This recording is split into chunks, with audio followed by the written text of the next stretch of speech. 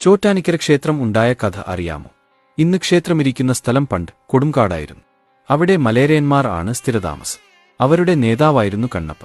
ദുഷ്ടനായിരുന്ന കണ്ണപ്പൻ പശുക്കളെ മോഷ്ടിച്ച് കാളിക്ക് ബലി കൊടുക്കുകയാണ് പതിവ്. ഒരു ദിവസം ഇവരുടെ കുടിലിലേക്ക് ഒരു പശു കടന്നുവന്നു.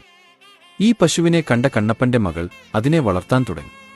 പിന്നീട് പശുക്കളെ ലഭിക്കാതെയായപ്പോൾ മകളുടെ പശുവിനെ ബലി കൊടുക്കാൻ തീരുമാനിച്ചു. ഇതറിഞ്ഞ മകൾ പശുവിന് പകരം തന്നെ ബലി കൊടുത്താൽ മതിയെന്നും പറഞ്ഞു. ഈ വാക്കുകൾ കാരണം അയാൾ ബലി നിർത്തി. എന്നാൽ ഒരു ദിവസം അയാളുടെ മകൾ മരണപ്പെട്ടു. പിന്നീട് പശുവിനെ വളർത്തി ശിഷ്ടകാലം ചെലവഴിച്ചു. ഒരിക്കൽ കണ്ണപ്പൻ ഒരു സ്വപ്നം കണ്ടു. തൊഴുത്തിൽ പശു ഒരു കല്ലായി കിടക്കുന്നു. പിറ്റേ ദിവസം നോക്കിയപ്പോൾ സ്വപ്നം യാഥാർത്ഥ്യമായി. അപ്പോൾ അവിടെ വന്ന ഒരു ദിവ്യസന്യാസി പറഞ്ഞു, മഹാലക്ഷ്മിയാണ് ഇത്രയും കാലം പശുവായി ഉണ്ടായിരുന്നത് എന്നും നിത്യവും നീ ഇവിടെ ആരാധന നടത്തും. പിന്നീടുള്ള കാലം പൂജകൾ നടത്തിപ്പോന്നു. കാലം കുറെ കടന്നുപോയി. കണ്ണപ്പൻ ഓർമ്മയായി. എല്ലാം കാടുപിടിച്ചു. അടുത്ത ഗ്രാമത്തിൽ നിന്ന് പുല്ലുചെത്താനായി വന്ന സ്ത്രീകൾ അരിവാളിന് മൂർച്ച കൂട്ടാനായി അടുത്തുള്ള കല്ലിൽ ഉരച്ചു. അവിടെ ആകെ രക്തപ്രവാഹമുണ്ടായി. ഉടനെ തന്നെ എടാട്ട് നമ്പൂതിരിയെ ഈ വിവരം അറിയിച്ചു.